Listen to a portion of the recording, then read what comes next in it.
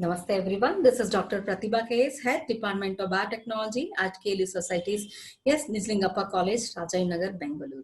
Today I'm before you to present a lecture talk on Introduction and History of Immunology. Okay. For this, to study immunology, you can refer Immunology by QB. You'll get many editions. Apart from that, you can also refer Immunology textbook. Okay. From Nandini Shetty and another author, Immunology by C.V. Rao. These are some of the basic books you can refer. One, QB, another one, Nandini Shetty, another one, you can refer C.V. Rao. Okay, now let us go through the introductory part related with the immunology. Immunology is the study of specific immunity and how the immune system responds to specific infectious agents. Okay, immunology can be defined as study of immunity to infection. Okay, the word immunity or immune, which is taken from the Latin term that is immunis. Okay, meaning exempt, broadly defense, or free of, is the source of the English word that is immunity, meaning the state of protection from infectious disease. Okay, immunology can also be defined as the branch of medicine that deals with the body's defense mechanisms against infectious agents. Okay, immunology is the scientific study of how the body protects itself against infectious diseases caused by different pathogenic microorganisms such as bacteria, viruses, protozoa, and fungi, and also other parasitic organisms. Okay, when we think about the immune system or defense mechanism, we'll always recall about the diversity, specificity, memory cells, and self and non-self recognition of the immune system. Okay, our immune system are able to determine the self antigens and non-self antigens. Once a foreign invader is recognized, the immune system then immune system will elicit the response. In turn, you can see the effector response responsible to eliminate or neutralize the invader. Once the effector response are formed, that time we can see the division of memory cells, and that is responsible for the memory response. Memory response will be very rapid and enhanced during subsequent exposure of the same antigen. It means when the body gets encountered by the same antigen, that time memory cells will be very rapid in nature, and that is known as secondary immune response. First time when antigen was exposed in the body system, that will be primary immune response. Second time encounter, that will be secondary immune response, will be very rapid, and you can see the enhancement during the second time encounter. Okay, whereas primary response is very delayed response. So to conclude here about the immunology, can also give this particular definition. Immunology is an extensive branch of the biological sciences that is defined as the study of organisms' defense immune system in both health and disease. Okay, immunology is not only concerned with the only health, okay, it is also concerned with the disease. The principal role of the immune system is to defend or fight for fighting nature, that is the body, against possible infections by discriminating between self and non-self antigens. Okay, harmful microorganisms such as viruses, bacteria, and parasite constantly seek to gain access into the body, and if successful, this can lead to a number of serious diseases. For example, you can recall here pioneers in immunology. When we recall about the pioneers in immunology, usually we'll recall Edward Jenner and Louis Pasteur. Edward Jenner discovered that cowpox induces protection against smallpox. Okay, that was his contribution. Louis Pasteur, his experiments confirmed the germ theory of disease, and he also created the first vaccine for rabies. Okay. Here now let us go through cells of the immune system. All the cells of the immune system are leukocytes and originate in the bone marrow from a common precursor, that is pluripotent stem cell. What do you mean by pluripotent? Pluripotent stem cells are capable of developing into any type of cell or tissue except those that form a placenta or embryo. Okay, some cells are mature when they leave the marrow, and other cells complete their differentiation outside the bone marrow. Okay, now let us go through here history of immunology. Till now we went through about introduction to immunology. Now let us go through here history of immunology. Okay, in the history of immunology, we'll start from the Thucydides. Okay, first reference of immunity was seen in 430 BC from Thucydides. Okay, was a great historian of the Peloponnesian War. Okay, he described a plague in Athens. Okay, he was a Greek scientist, pointed out that people, those who recovered from infection or disease, can nurse the sick people. Why they can nurse the sick people? They thought that they would not contract the disease a second time. Okay, and this was the basic foundation of the phenomenon of immunity. Let me recall here at the historical perspective, as early as 2000 BC, disease and epidemics were recorded in Egypt. And they considered that the person who were suffering from the disease or any kind of infection, no, they thought that that punishment, that was the punishment given by God, and they should die. Okay, the people who recovered from this particular disease can nurse sick people. Okay, that was the basic foundation about that particular immunity. Now let us go through here development during 15th century. There we can see about the variolation. Okay, based on the practical understanding, little knowledge of the practical understanding, they thought that immunity is produced after the attack of disease. After the attack of disease, and if they recover, then the body will be immunized against that particular disease. The crude practice of inoculation began in the beginning of 15th century, and that process known as variolation. Okay, in Latin, variola means smallpox. What was this variolation? Variolation, in that process, they were taking the dried crust derived from smallpox pustules were either inhaled into the nostrils or inserted into the small cuts. Okay, incision they used to make, and to that incision they used to introduce this dried crust. Okay, small cut, one is dried crust, they used to introduce it directly into the nostrils. Okay, or inserted into the small cuts through the incision in the skin, and the technique known as variolation. Okay, variolation means this variolation which has prevented deadly and fatal disease, that was the smallpox. Okay, then in the year 1670, a Chinese medical practitioner also worked on variolation. Okay, the ancient Chinese practiced a form of immunization by inhaling dried powders derived from the crust of smallpox lesions. In the year 1717, Lady Mary Wolsey Montego, the wife of the British ambassador to Turkey, learned about variolation in Constantinople. Okay, she observed the positive effects of variolation on the native population and had the technique performed on her own children. Okay, because they were others, they are not going to believe these people, so they were checking on their own children.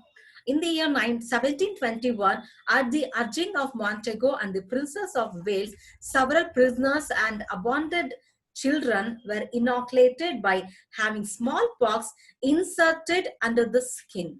Okay, several months later, the children and prisoners were deliberately exposed to smallpox.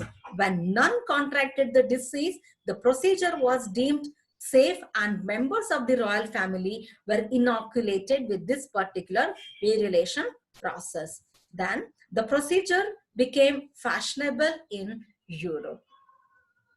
Okay, now let us go through about Edward Jenner. Okay, Edward Jenner was responsible for the improved variolation methodology. Okay, Edward Jenner was a English country physician, was credited with safe and efficient method of immunization. He introduced into a human skin a cowpox causing virus. Jenner inoculated a 8-year-old boy in the year 1796. Okay, that boy name was James Phipps, injected with the cowpox pustules. Pustules means pimple with the pus. After some weeks, totally that boy recovered from smallpox. Okay, this was the basic vaccination which was started by Edward Jenner. Basic step or initiation towards the vaccination to some of the disease. The results were good but were met with great resistance by the church. Discovery of vaccination against the smallpox, which was given by Edward Jenner. Okay, so Edward Jenner developed a vaccine for smallpox. Now let us go through in detail about here Edward Jenner. Okay, Edward Jenner. Here again about the smallpox eradication only. For many centuries, smallpox devastated mankind, and one of the greatest killers of that period, particularly among children. So all the people were worried how to protect these children. Okay, Jenner was well known around the world for his innovative contribution to immunization. Immunization, that is nothing but defensive mechanism, right? A vaccination process, and the ultimate eradication of smallpox was possible because of the efforts of Edward Jenner. Okay, Edward Jenner observed that milkmaids who suffered the mild disease of cowpox. Okay, this cowpox is a disease which is caused by the cowpox virus. Okay, and the milkmaid who used to handle the infected cow used to get the cowpox. Okay, and the person who is suffering from the cowpox, they were also having the some of the pustules. Okay, pimple with the pus like kind of pustules. Those pustules were similar to with the person suffering from the smallpox. He observed that similarity. Okay, the person who got this cowpox disease never contracted smallpox. This was observed by this Edward Jenner. All were infected, only these milkmaids were not infected with the smallpox. He observed that particular very sensible thing. Okay, and later he was able to discover about the immunity to the smallpox. Okay, let me recall again here. In the year 1796, Edward Jenner carried out his famous experiment on 8-year-old boy by name James Phipps. Okay, to this person, Jenner inserted or inoculated a pus taken from a cowpox pustule. As I told, pustules means pimple with the pus. Okay, from that pimple with the pus, he took that pus or lesions, okay, that pustule fluid, and inserted into a boy through incision on the boy's arm. Okay, Jenner subsequently proved that having been inoculated with the cowpox, Phipps was immune to smallpox. Okay, let us recall about more information about Edward Jenner. Edward Jenner, born on May 17, 1749, and he died in Jan 26, 1823. As a teenager, Jenner, while learning to be a physician, he heard that a young farm girl told to a doctor that she could not contract smallpox because she had once had cowpox, which was a very mild disease. This started him thinking about a vaccine because all were suffering from the smallpox. Only these milkmaid people who got this cowpox, no, only they were actually devoid of smallpox. Okay, here you can see this was the pustules with milkmaid Sarah Neelam's hand.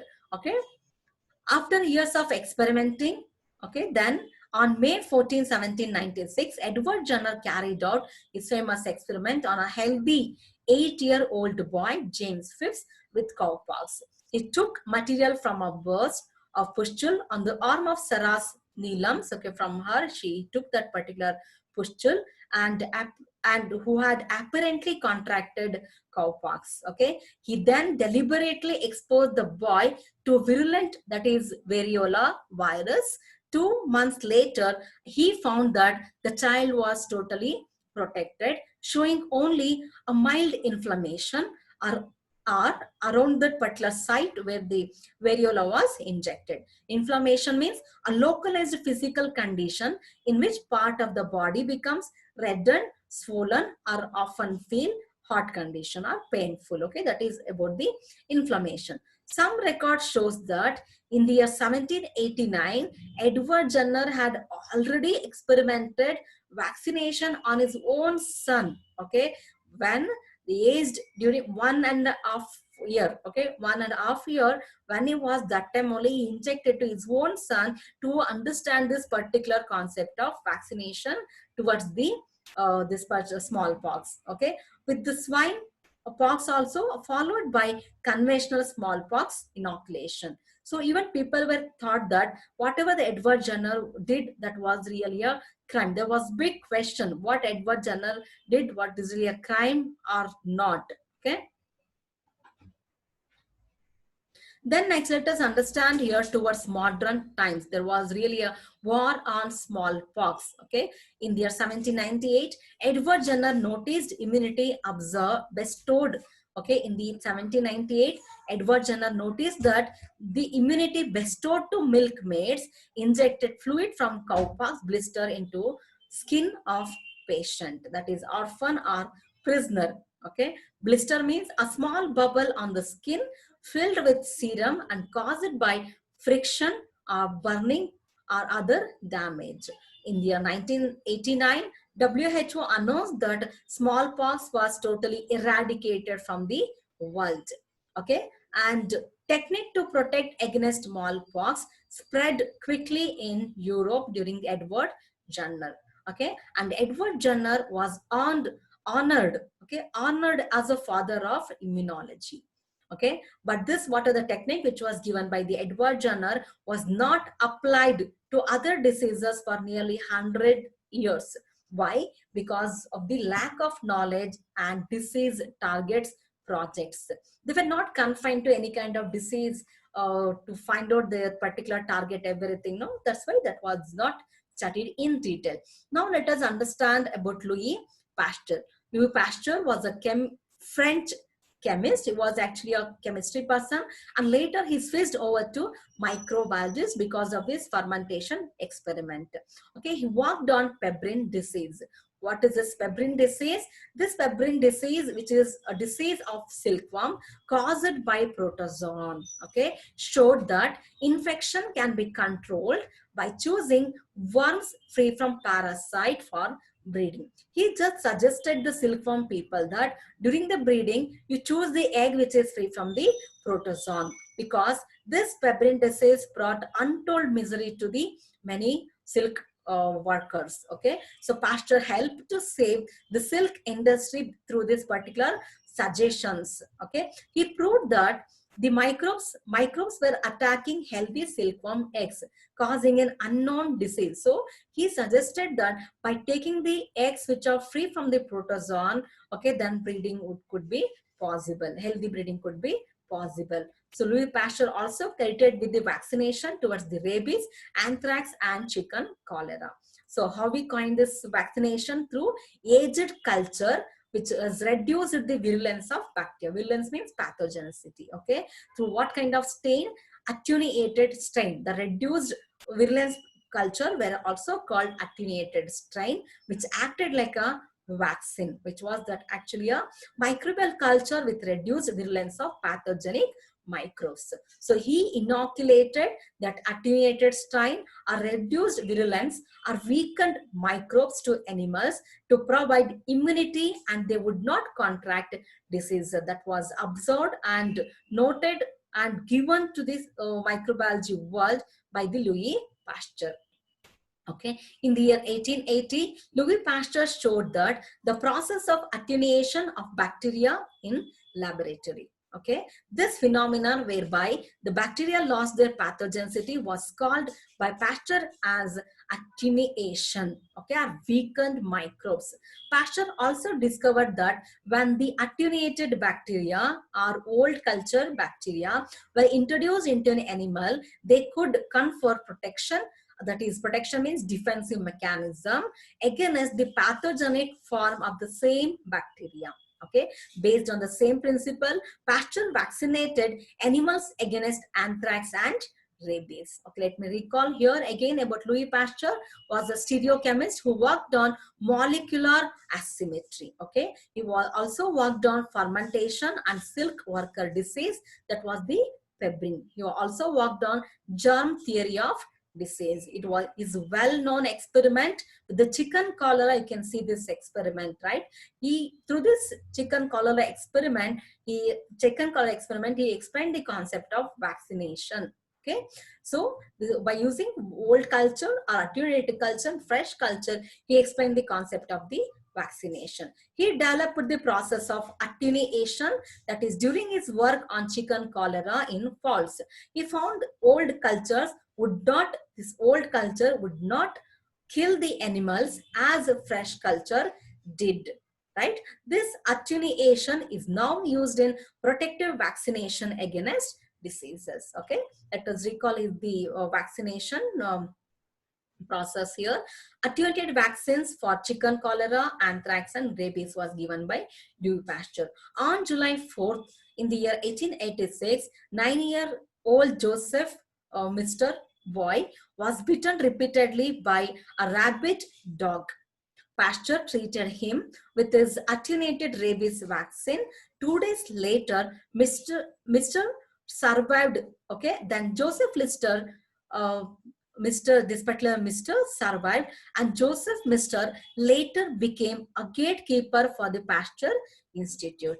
In the year 1940, when this Joseph Mister was ordered by the German occupiers to open Pasteur's crypt, Joseph Mister refused and committed suicide. This just to recall its particular history. Okay, Pasteur's first vaccination or vaccine discovery was in the year 1879 with the disease called chicken cholera. Right? After accidentally exposing chickens to the attenuated form of a culture, he demonstrated that they became resistant to the actual virus. Pasteur went on to extend his germ theory to develop causes and vaccinations for disease such as anthrax, chicken cholera, and smallpox. He was also successfully demonstrated that organisms such as bacteria were responsible for storing of the wine, beer, and even the milk. Okay, he invented a process where bacteria could be removed by boiling and cooling the liquid. Today, this process is known as pasteurization. This pasteurization process, that is boiling and cooling, he was doing to prevent the spoilage of the wine, okay, that time. But nowadays, we are using this pasteurization process in almost all the dairy industry. Let me recall about Louis Pasteur here in detail. Okay, Louis Pasteur grew bacterium for fowl cholera. Okay, then chickens were injected, developed cholera, and cultures were left in incubation for long period. Okay, and those long period or aged culture, he called that as attenuated bacteria. And when they injected this attenuated bacteria to the fresh chickens became ill in the beginning, later recovered, and injection of the fresh culture did not develop disease. Okay, so let me recall here the small story. Okay, Louis Pasteur and his assistant, they grew bacterium, okay, for chicken cholera, and they kept that particular chicken cholera culture in the laboratory. And Louis Pasteur and his assistant, both they went to sabbatical leave. Okay, when they went to sabbatical leave, both Louis Pasteur, they were not knowing both will go together. Okay, both they went. Okay, assistant went first, then Louis Pasteur was busy in some other work. He also went for the sabbatical leave. They took the leave, and that particular laboratory was closed for some days. And when they were back, that culture was actually a aged culture. Okay, that was not the fresh culture. When that aged culture was, when they injected into the chicken, in the beginning chickens became ill, and later those chickens recovered. Okay, and they could not contract the disease. That old culture could not contract the disease. To understand that concept, they repeatedly injected the same old culture, and ultimately they got that after the injection of fresh culture to the same chicken, they did not develop any kind of disease. Then Pasteur hypothesized and proved that aged culture or aging weakened virulence of pathogen can be observed. On administrating this aged culture or attenuated strain to the organism that has showed the protection against disease or defensive mechanism against the same organism. Okay, and he named as vaccine. Okay, the word vaccine, which is taken from the Latin word that is vacca. Vacca means cow. Why here cow we recalled? We recalled here cow because the vaccination process, a defensive mechanism process, a protection against the infection process, which was already started by the Edward Jenner by using the cowpox pustules to smallpox. To give the credit and honor to Edward Jenner, because Edward Jenner used the cowpox pustules to eradicate the smallpox. So in honor of Jenner's technique of cowpox inoculation, so here Louis Pasteur given is what, but conclusive report, proved report was given by the Louis Pasteur, because after Edward Jenner, there were people did not supported Edward Jenner what are the vaccination process. So here Louis Pasteur given the hypothetical reason and also he proved, okay, those aged culture are going to act like a protection against the infection or any kind of disease. To give that particular honor, he called that process as vaccination or vaccine. Okay, so you can see here Louis Pasteur interpersonal skills. He has also had has skill, and Edward Jenner also had skill to enhance or to give particular importance of both skills. So he recalled here. So we can think about their interpersonal skills. Okay.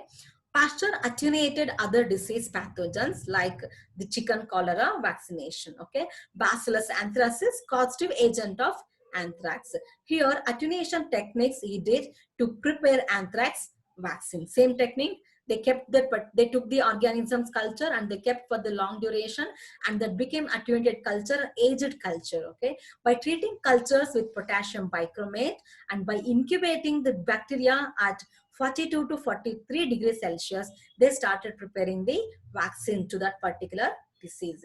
In the year 1881, he vaccinated sheep against anthrax. Then rabies vaccine, he attenuated by growing in abnormal host, that is rabbit.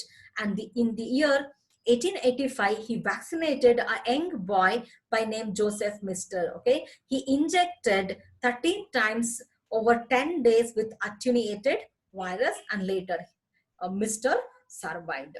Okay, based on the works of the Pasteur, there were so many remarks where he was getting. Okay, works by Pasteur marked the beginnings of immunology. Okay, then contributions from all over the world he got, okay, to his work. And Pasteur Institute was constructed. Okay, in this particular Pasteur Institute, initial task of the institute was vaccine production. In the World War II, his Pasteur Institute was turned to treat the people who were injured during the World War II. Okay, now let us recall here about the Robert Koch. Robert Koch was a German physician and pathologist. He received Nobel Prize in the year 1905 for his work on tuberculosis. He also contributed staining techniques of bacteria, pure culture techniques on solid medium. Pasteur was not the only proponent of the germ theory of disease. His chief competitor was Robert Koch. Koch was the first person to isolate the anthrax microbe, and he was able to show that it caused the disease.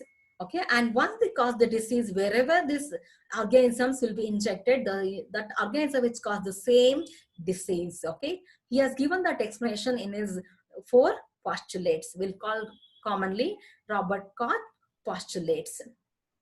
Then, in the year 1882, Koch was able to demonstrate that the germ theory of disease applied to human ailments as well as animals when he isolated the microbe that caused tuberculosis. His Koch's postulates are still used to identify infective microorganisms. Here you can see Koch's postulates.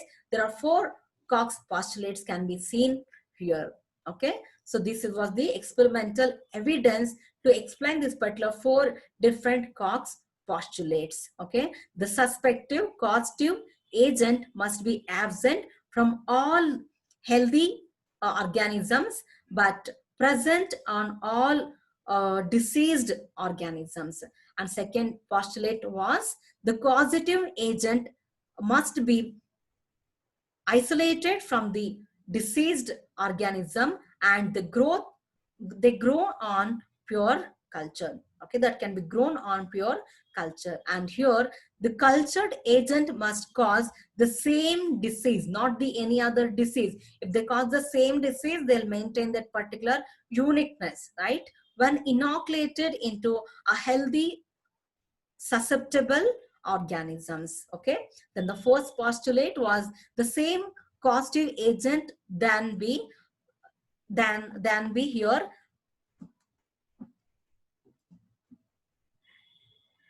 re-isolated, then we are re-isolated from the inoculated diseased organism. Okay, this was the postulate which was given by Koch, Robert Koch. Through this experiment, he proved that particular Koch postulates and explained the concept of germ theory of disease. Okay, now let us recall. Till now we went through about so many historical things. Now let us recall this particular historical background. Okay, in 430 BC, an outbreak of plague first documented proof that showed people were aware about immunity. Okay, technique of variolation being performed by Chinese and Turks, Buddhist and Turkish alchemists in the 10th century. Variolation adopted by Lady Mary Walter-Montego in the year 1717. Works on Edward Jenner in late 18th century we understood, right? In the 19th century, Louis Pasteur experiments with antigens to combat anthrax and rabies. Koch and Pasteur worked on germ theory, okay, and explored about the germ theory of disease in the year 1875. Now let us understand about Elie Metchnikoff, okay. In the year 1882, Russian zoologist who took a short walk along the beach in Messina, a town in North Coast. He collected a tiny transparent larva of starfish. Okay, once he collected to the starfish, he pierced the little creature by rose thorn. Okay, he pierced the rose thorn and he went back to his cottage. When he was back from his cottage, when we observed the starfish, he observed that minute cells covering the thorn as though they are going to engulf it. So what is the starfish was there? What we injected this particular rose thorn to the rose thorn, there were minute cells were covering around that particular thorn. He observed those minute cells very keenly. The cells covering the thorn were attempting to defend the larva by ingesting invader. Okay, so this observation led to understand the process of cell mediated immunity. Okay, that is nothing but phagocytosis process. Later he was able to understand the cell mediated immunity, where WBCs play a very important role and responsible for phagocytosis process. Okay, here you can recall that small creature by that is the starfish, which led to understand this Elie Metchnikoff observed the cell mediated immunity and also applied to the almost all the organisms. Okay, Elie Metchnikoff demonstrated that certain cells in the blood of vertebrates could eat foreign materials. He called these cells as phagocytes. He showed that these cells were the body's main defense cells against invading microorganisms. He also suggested that antibodies were of little significance in contrast to cell-mediated immunity or by the WBCs. This was given in the year 1895. Okay, this was in the history. So let us recall about Elie Metchnikoff, who formed the basis of leukocyte phagocytosis, and then since then birth of cellular immunology began. He shared Nobel Prize with Eric in the year 1908. And this Elie Metchnikoff was also called as father of natural immunity, because this phagocytosis, what he observed and explained the concept, no, that was happening actually within the host system, and he explained the entire concept, and he became father of natural immunity. So phagocytosis is actually a natural immunity, right? He explained the concept of phagocytosis, and phagocytosis, which was actually carried by the white blood cells, and those phagocytosis process we can also call that as cell mediated immunity. Okay, let me recall about Elie Metchnikoff here. Elie Metchnikoff was actually a embryologist, was studying starfish development. Okay, found phagocytosis process during his studies by when he was studying with this particular starfish, right? The birth of cellular immunology was took place because of this particular person. He shared Nobel Prize with Eric in the year 1908. Metchnikoff became a leading proponent of the cellularists, right, who believed that phagocytes rather than antibodies played the leading role in immunity. Now let us understand about Emil van Behring, was a German bacteriologist who explained the theory of humoral mediated immunity, or humoral theory, in the year 1890. He extracted the serum from animals. Okay, be with me, stay tuned with me, kindly understand here. He extracted the serum. In the previous slide, I spoke on cell mediated immunity. Cells are responsible to provide the immunity. Here we can think about the serum or antibodies responsible to provide immunity, that is antibody mediated immunity or humoral immunity. Here Emil van Behring extracted the serum. Serum is the liquid part of the blood. In the serum we can see the presence of immunoglobulins, or also you can say antibodies, right? So he extracted the serum from the animals, okay, which was previously immunized against diphtheria. Which was previously immunized against diphtheria means they started producing the antibody, that the antibody which were against the diphtheria, that kind of serum were taken and injected to healthy animal that was earlier unimmunized, and injected with the diphtheria strain, and that particular organism did not contract this disease diphtheria. Okay, so serum, so what this particular serum, this serum actually contains certain components, with that components are responsible for neutralizing the toxins of bacteria, and later that was discovered that those certain components were actually the antibodies. Okay, so what they have done, transfer of antibody from immunized animals to unimmunized animals through serum. Okay, they have done that particular thing, and they also worked on antitoxins. Okay, and principle of anti-serum therapy was also explained by Emil van Behring, and he got Nobel Prize in physiology in the year 1901. Let me recall here about Emil van Behring, a student of Koch with Kitasato and Rekin, discovered antitoxin for diphtheria and tetanus and applied as therapy. Okay, they awarded first Nobel Prize in physiology in the year 1901. Van Behring, along with Kitasato in the year 1890, demonstrated that serum, that is the liquid part of the blood, are non-cellular component. Non-cellular component means when we take the blood and when we remove all the RBCs, WBCs, and when you go for centrifugation, you'll get only the liquid part devoid of cellular components or formed elements, or that is known as the serum. Okay, so they took the serum, the liquid or non-cellular component of the coagulated blood from the animals which were previously immunized to diphtheria, and could transfer the immune state to unimmunized animals. So this was given by Emil, okay, Adolf van Behring. Okay, study on reaction of antigen antibody in vitro was known as serology. Okay, in the year 1890, Van Behring and Kitasato worked on diphtheria toxin and was applied in treatment of diphtheria, and also they explained the concept of artificial passive immunity. Okay, and together they worked on so many other different kind of antitoxins, and they were able to explore about the antitoxin methodology or serum therapy. Okay, let me recall about Emil van Behring. Kitasato and Eli Metchnikoff. First insights into mechanics of immunity was given by all these three scientists. Okay, in the year 1880s, Metchnikoff discovered that phagocytic cells that ingest microbes and particles.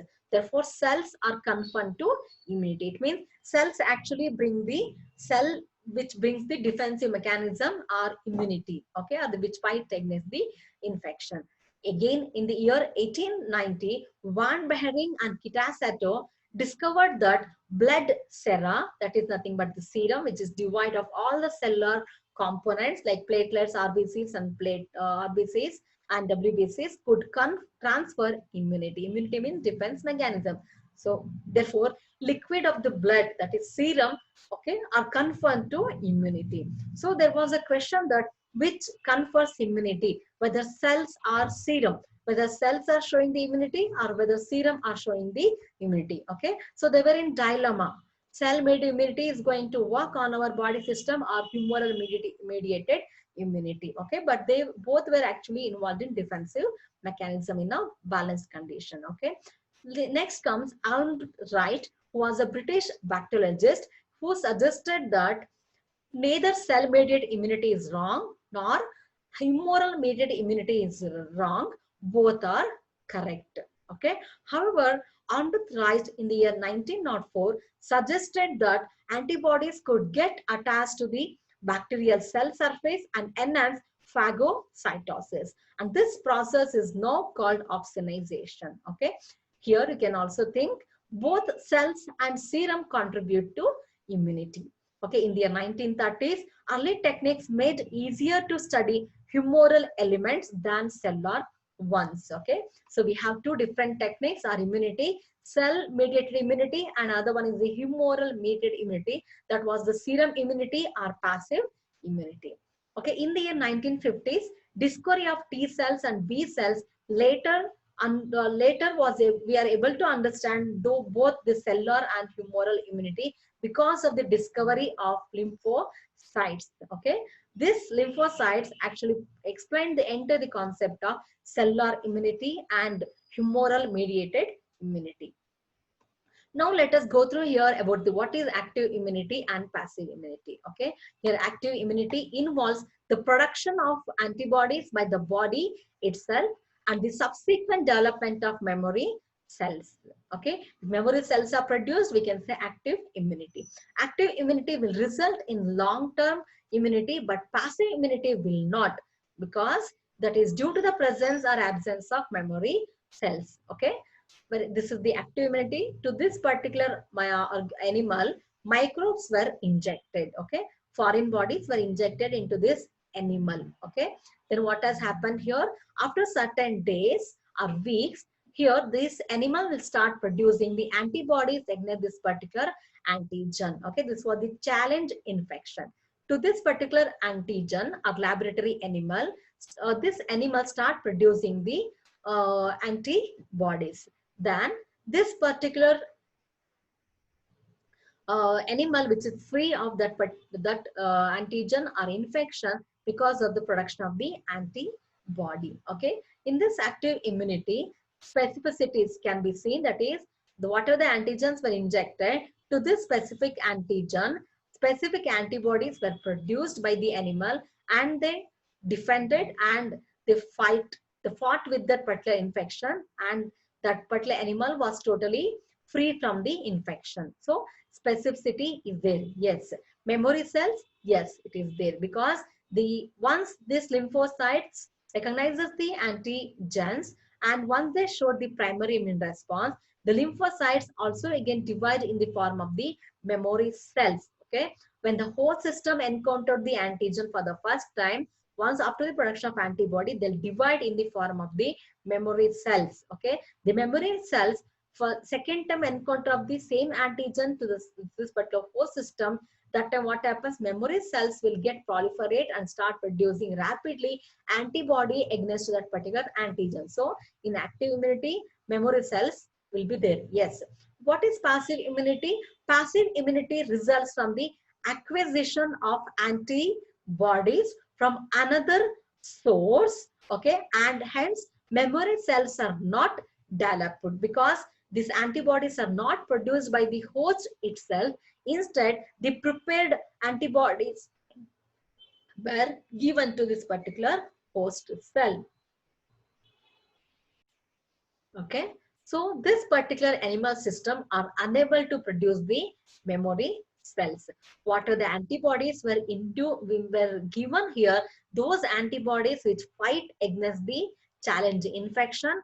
Okay, and they will fight and they'll neutralize that particular antigen whatever injected. Okay, so then receiving antibodies from the another organism, for example, to the fetus, okay, to the fetus via the colostrum or a newborn via breast milk, okay.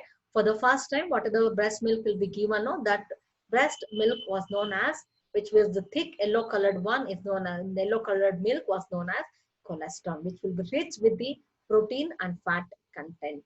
Okay, so this was the passive immunity. It means antibodies are produced in some other animals, okay, immunized animals, and those antibodies were collected and given to the other needy animal. Okay, then this antibody fight against the infection, and here there was no any kind of the memory cells because the host systems are not, the host system did not produce the antibodies against the antigen. Antibodies were injected. So this was the passive immunity. Specificity was there, yes, but in this particular host system, memory cells were absent. So memory cells, no.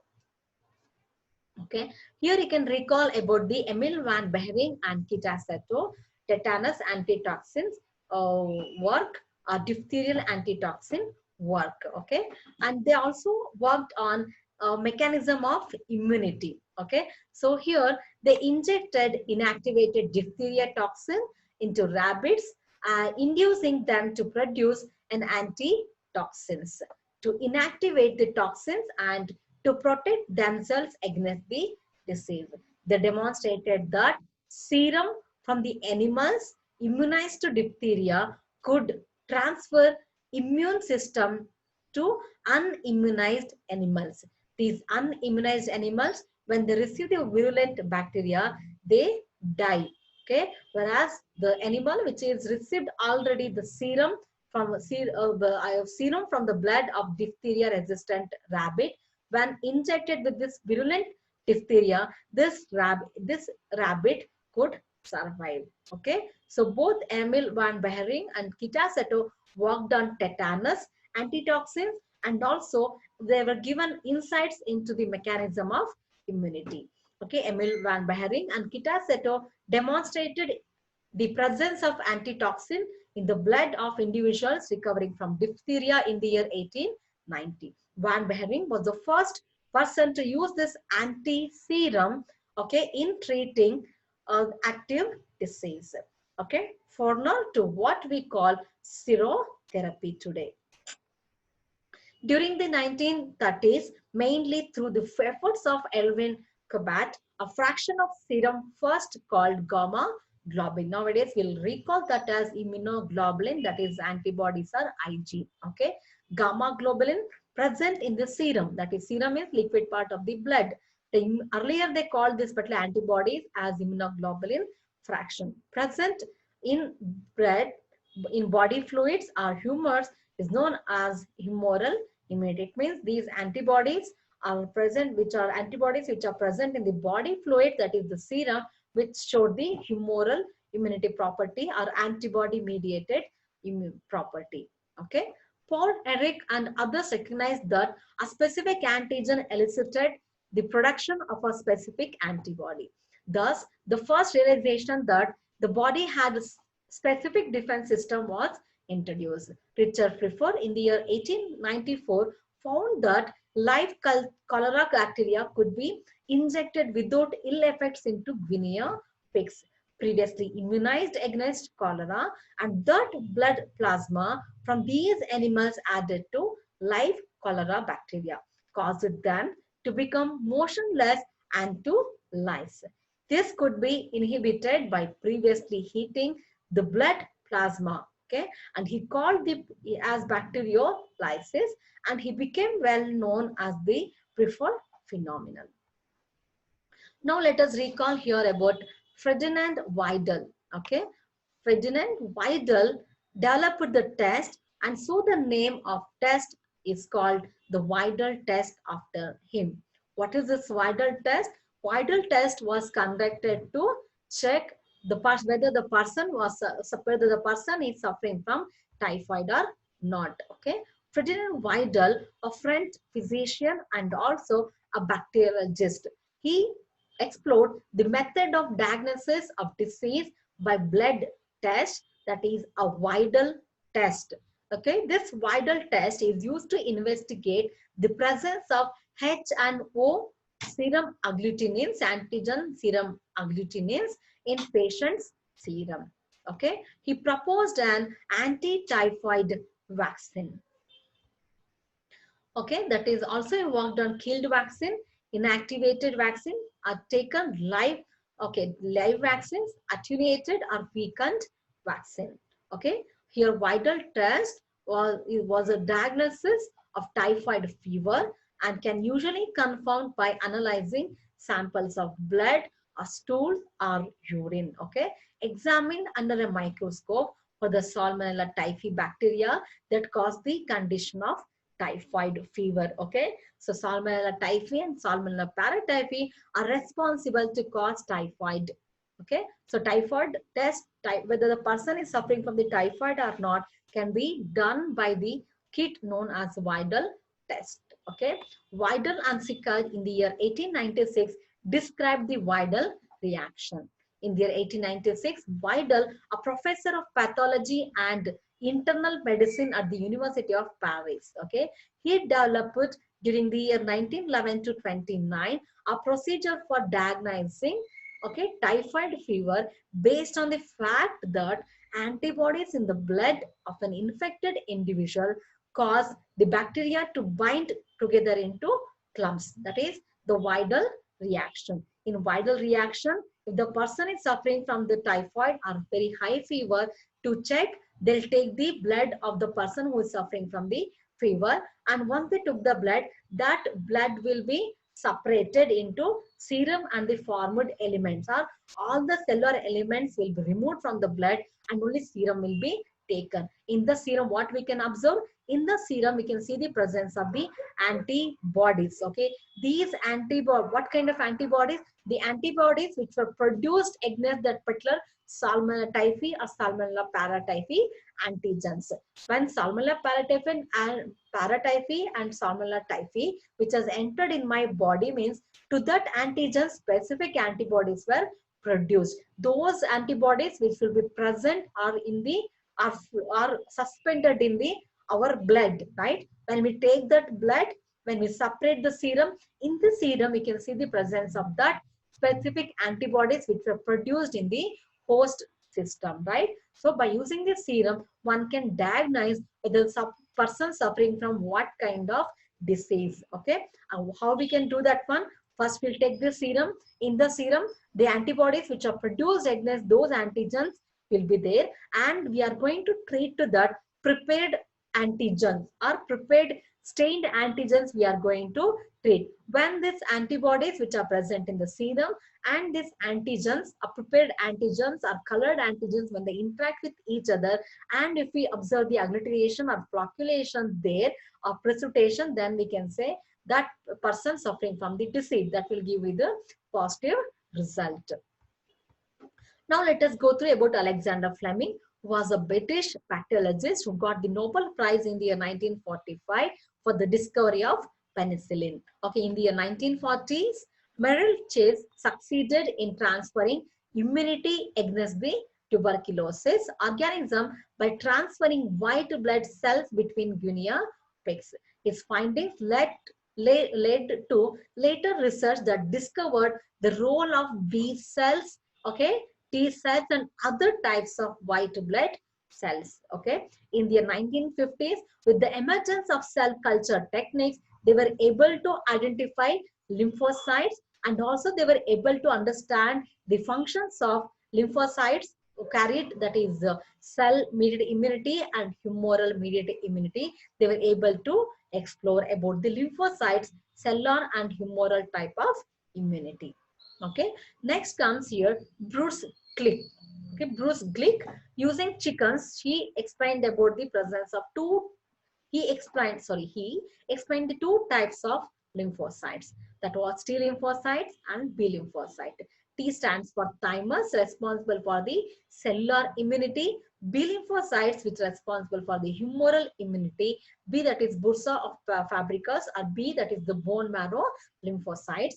And this B lymphocytes humoral immunity for the first time understood in this bursa of fabricius in birds. Okay, here Bruce Glick at Mississippi State University indicated that there were two types of lymphocytes, that is T lymphocytes derived from the thymus, okay, mediated cellular immunity, and B lymphocytes on the bursa of fabricius, okay, that is bone marrow lymphocytes, okay, on outgrowth of crocker in birds were involved in humoral immunity. Okay, for the first time it was understood in the B lymphocyte, that was from the bursa of fabricius, that is in the birds. Okay, the bursa of fabricius is the source of B cells in chickens. Okay, in this B cells in chickens. In the year 1956, Bruce Glick showed that the removal of this particular bursa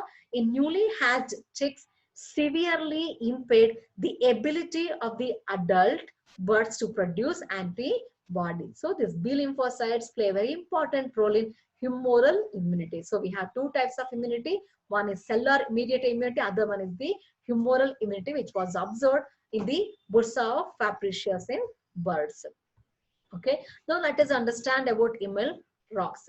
In the year 1894 showed that patients suffering from diphtheria caused by the Corynebacterium diphtheriae could be cured by an injection of serum from horse immunized with diphtheria toxin, that is Corynebacterium diphtheriae, that cured by an injection of serum from horse, that was actually anti-toxin, which was immunized with diphtheria toxin, which was known as passive immunity. And this process was called as passive immunization. Process was called passive immunization.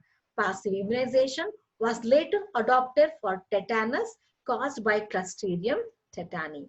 Okay, then the discovery of interferon, the first cytokinin by Elik Isaacs and Jean Linderman in the year 1950. Linderman in the year 1957. Okay, both responsible for the discovery of interferons, which were group of glycoproteins produced by all the cells of the body, acted like an antiviral. Okay, next comes here about selective theory. In selective theory, Paul Ehrlich in the year 1900, okay, proposed that cells in the blood expressed a variety of receptors, which he called side chain receptors, that could react with infectious agents and inactivate them. It means the cells which has the receptors, like an antenna, they have some receptors. Okay, Ehrlich proposed that binding of the receptor to an infectious agent was like the fit between a lock and key.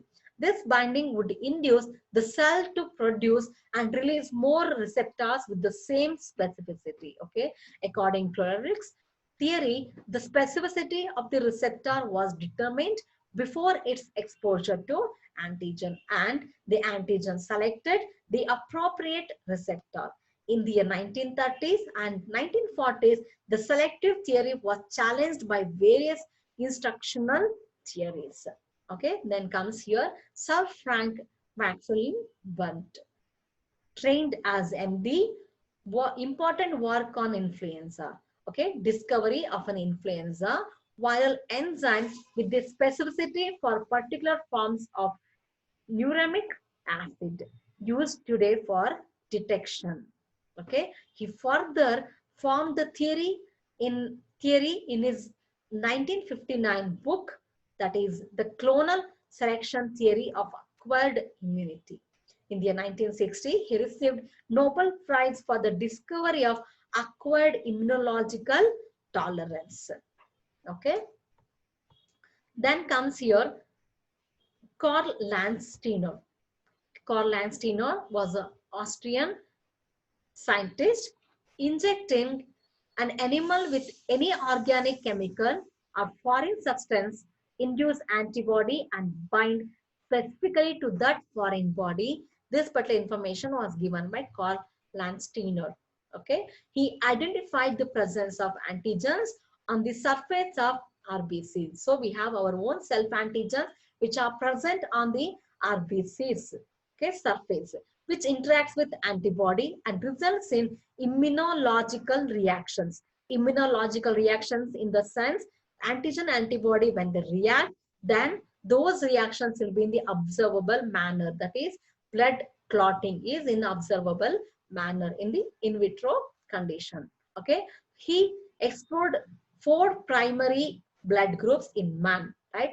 That is A blood group, B blood group, and O blood group. This AB blood group was given by his student, and he received Nobel Prize in the year 1901. Okay, and since then the blood transfusion was safely conducted. Okay, after this discovery of the 4 primary blood groups, the blood transfusion was possible, and also many people were saved from this particular incompatible blood transfusion. And he also explained the concept of hapton in the year 1921. Hapton, which was the low molecular weight antigen, okay, hapton becomes immunogenic only when added to a carrier molecule. Okay, in the year 1940, he also explained the concept of Rh antigen system. Okay, Karl Landsteiner, who explained the concept of causative agent, that is poliomyelitis, and worked on polio vaccine. He also worked to identify pathogen for syphilis. Okay, syphilis was sexually transmitted disease, and he also studied about haptons. What are haptons? Haptons are small organic molecule. Okay, he observed that how small variations in a molecule structure can cause great changes in antibody production. Hapton, which is a small organic molecule, could not induce immune system for the production of antibody. When these haptons molecules unable to induce the immune system for the immunological reaction. Okay, but when these haptons, when they are tagged with the carrier molecule, okay, this carrier molecule which enhance the immune response. Here you can see here you can see here actin molecules could not bring the immune response. When these actin molecules, when they are tagged with the carrier molecule, okay, are conjugated with the carrier molecule, they could able to induce the immune response. So we can see the changes in the antibody production. Here there was no production of antibody. Here you can see the changes in the antibody production, in the small variations in their structure. Now comes here Jules Bardet was awarded the Nobel Prize in the year 1919 in physiology or medicine for his discoveries relating to immunity, okay, including the discovery of complement system, the development of complement fixation test, and the identification of the bacterium that causes whooping cough. Now let us go through here Rolf M. Steinman. Okay, in the year 1973, he discovered a new cell type that he called the dendritic cells. These dendritic cells showed that could activate T cells, and they were also called APC. APC means antigen presenting cell, a cell type that has a key role in adaptive immunity and develops an immunogenic memory against many different substances. Okay, in the year 1973, this Steinman and Cohen discovered dendritic cells, a previously unknown class of immune cells that constantly formed and retracted their process. Okay, this discovery changed the field of immunology. He also showed that dendritic cells are the two main initiators of T cell mediated immune response. It means this dendritic cell, which is also known as APC, that is antigen presenting cell, responsible to initiate the cell mediated immunity. Okay, this person got Nobel Prize in Physiology and Medicine in the year 2011. Okay, so let me recall about dendritic cells. These dendritic cells are responsible for the activation of T cells, and T cells are responsible for the cell mediated immunity and initiate adaptive immunity. Okay, found mainly in lymphoid tissue, function as antigen presenting cells. So dendritic cells can also be known as APC, most potent stimulator of T cell response during cell mediated immunity or T cell mediated immunity. That time this dendritic cells which is going to act like APC. So you can see APC means antigen presenting cells. This dendritic cells which catch hold the infection or antigens or foreign bodies, and once this APC catch hold the foreign bodies which are entered into the host system and presenting this antigen to the body immune cells. Okay, body immune cells which will receive this antigen and in turn trigger the B lymphocytes for the production of the antibodies. And these B lymphocytes, once they recognize the foreign bodies, and this B lymphocytes which also proliferate into memory B cells. Okay, so for the first time, whatever they encountered by the B lymphocyte, the same antigen encountered for the second time, this B lymphocyte response will be very rapid. Okay, this is known as primary immune response. If the same host B lymphocytes encounter the same antigen for the second time, that will be known as secondary immune response. That time the B cells start producing rapidly the antibodies. Okay, here you can see, you can recall about the APCs are also known as dendritic cells responsible for antigen presenting to the cell. Then in turn B cells start producing the antibodies to neutralize all these particular bacteria or foreign bodies by producing the antibodies. Okay. So dendritic cells are known as APCs, which play a critical role in the regulation of the adaptive immune response. Okay, professional APCs, that is the principal function of dendritic cells, is to present antigens and only disease. Okay, dendritic cells have the ability to induce a primary immune response in resting navy T lymphocytes. Okay, earlier T lymphocytes will be inactive state. When these dendritic cells are APC, antigen presenting cells, when they present the antigen, then T lymphocyte, naive T lymphocytes will get activated. Immature dendritic cells constantly sample the surrounding environment, okay, for pathogens such as viruses and bacteria through. Okay, phagocytose pathogens and degrade their proteins into small pieces, and upon maturation present those fragments at the cell surface using MHC molecules. MHC means major histocompatibility molecules. Simultaneously, they upregulate the cell surface receptors that act as co-receptors in T cell activation. You just keep in your mind about the dendritic cells responsible for presenting the antigen and are known as antigen presenting cells and are responsible for initiating the T cell mediated immunity or cell mediated immunity. Next comes here Rodney R. Porter was awarded the Nobel Prize in the year 1972 in Physiology or Medicine, and jointly with Gerald M. Edelman for the related but independent work that established the chemical structure of antibodies, or for the study of fundamental structure of the immunoglobulin. They received the Nobel Prize. They explained the entire concept of chemistry of immunoglobulins, that is IG. When you go for structural concept, you'll be using the terminology IG. When you use this particular in the immunity functional concept, you'll use the terminology antibody. Tack, W. Mack, and M. Davis in their 1984 studied T cell receptors and characterized the T cell receptors. Okay, here you can see Rodney R. Porter and Gerald M. Edelman. Okay, then comes here Bajur, okay, and George Jean here responsible for the genes that regulate immune responses. Okay, they discovered about this IR genes.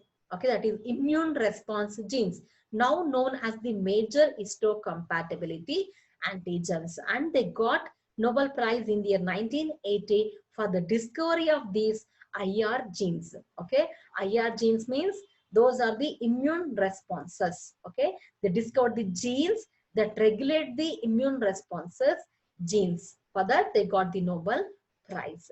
Okay, then here comes Jen and Milestone and Kohler, who got the Nobel Prize in the year 1984 for theories concerning the specificity in development and control of the immune system and the discovery of the principle for production of monoclonal antibodies. Okay, this monoclonal antibodies also play very important role in the diagnosis of any kind of diseases in human being. Okay, then comes Susam, who worked on cloning of the immunoglobulin gene. In the year 1987, he got the Nobel Prize for his discovery of the genetic principle for generation of antibody diversity. Okay, then Peter C. and Rolf M. Zinfmed, who explained the concept of two signals in cell-mediated immunity. In the year 1996, they got Nobel Prize for the discoveries concerning the specificity of the cell-mediated immune defense. Okay, so this is all about the introduction to immunology and history of immunology. Hope you have understood today's concept. If you want in between any screenshot, if you want, you can take, or if you want to go through again that particular information, you can pause that video and you can go through that information. Okay, I, Dr. Pratibha K, signing off for today. Signing off for today. Thank you for being with me and thank you for watching.